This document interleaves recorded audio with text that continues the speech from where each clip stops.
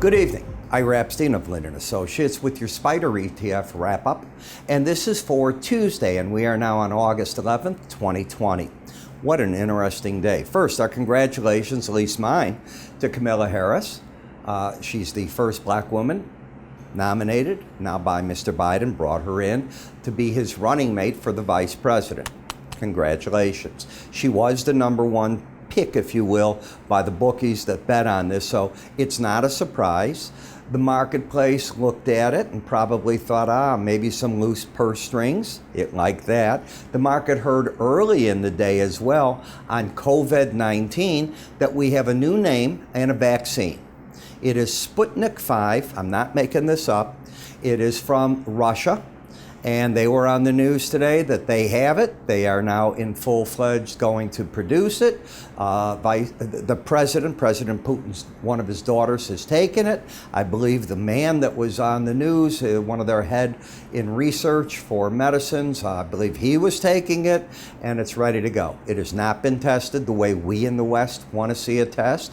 It's a very short run. Don't know what it does. It takes 2 shots. I watched the whole interview. That's all I know. I am not a doctor. Then the bad news happened. The bad news of the day was, again, we heard from Mitch McConnell that the White House and its advisors have made no progress at all with the Democrats. In fact, they're not even talking, and that took the air out of the market, and with that, the markets let go. Metals were under pressure a good part of the day, but they really cratered later. And you get what's called a crowded trade. You know what that means? Everybody's recommending the same trade, and when the market corrects, everybody's trying to go through the doorway at the same time, and you create, if you will, for the moment, hysteria. And it starts dropping markets rather sharply, or driving them up rather sharply, depending if the shorts are caught, in this case, the longs. Let's take a look, if we could, at what went on. In the tech sector, one of the things I told you is I wouldn't be surprised if the market tries to fill the gap right through here, which means getting down to 110.47. You didn't do it today. You got as low as 111.15, but the market is trying to do that. When we take a look at the swing line pattern, you didn't need today to say we didn't have the pattern. We broke the pattern already. It was broken yesterday, that is Monday, and the market's following through a little further. So we have a higher high, lower low. In terms of a trend, that is not a trend. A trend would have higher lows, higher highs. All the swing line does is a set of rules that I developed in it that looks at the day before to determine, is the line automatically drawn to the day's low, the current day's low or high, and it's consistent with that theory. Next, I look to see where might the market be headed. Well, to me, the logical support zone is the 18-day average of closes. That's what I'm looking for. So for me, I think the market might be headed there to find its footing.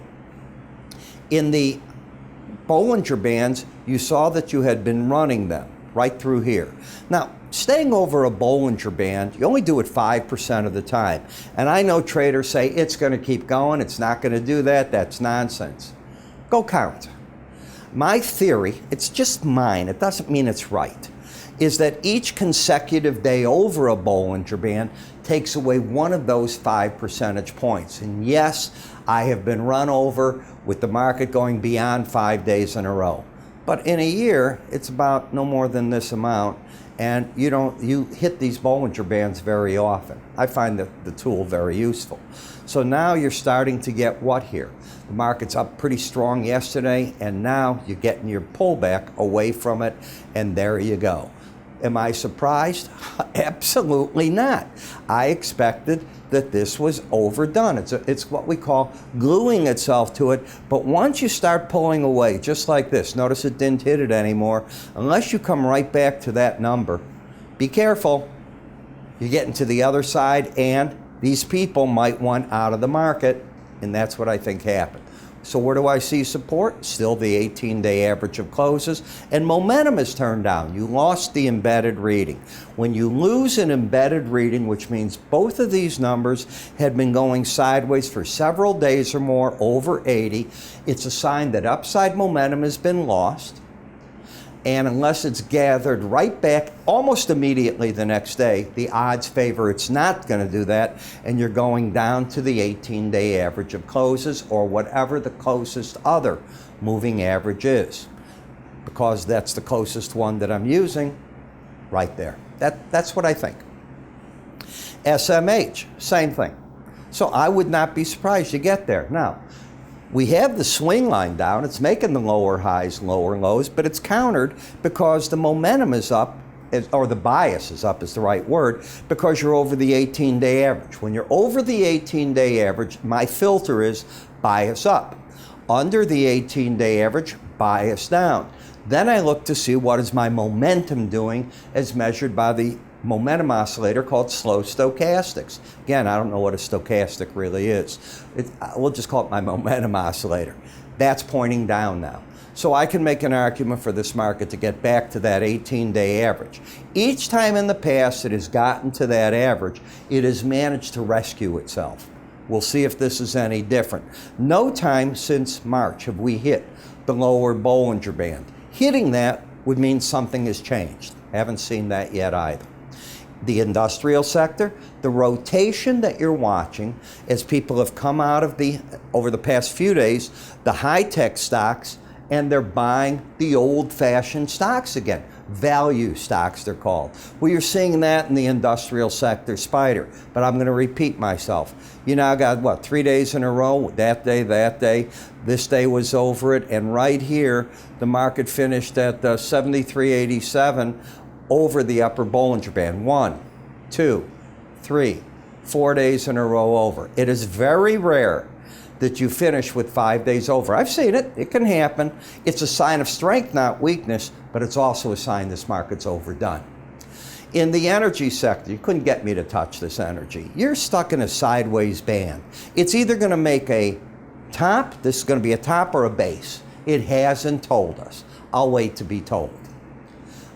In the QQQ, no surprise, what number did you pull back to? You pulled back to the 18-day average at 264.71, found your footing, and that's where the market's at right now. We'll see what it does from there. On the emerging market, I'm looking for resistance at the upper Bollinger Band. I told you that yesterday. I said if it goes anywhere, I'll look for it there. I don't see it following through on the downside. I don't see it following through yet on the upside. Make it follow through and I'll get involved. It's also overbought as can be. GLD. If you watch my gold futures, I did the daily and weekly charts for you. So something I did. If you look at this chart, lower highs, lower lows. You came back to all the way back here. You got back to that 18-day average. So you've stepped out of an uptrend. You're actually in a downtrend. Why? A downtrend. Lower highs, lower lows. You closed under the 18-day average and momentum is turned down. You've hit the target. When you lose the embedded reading, it's the closest moving average.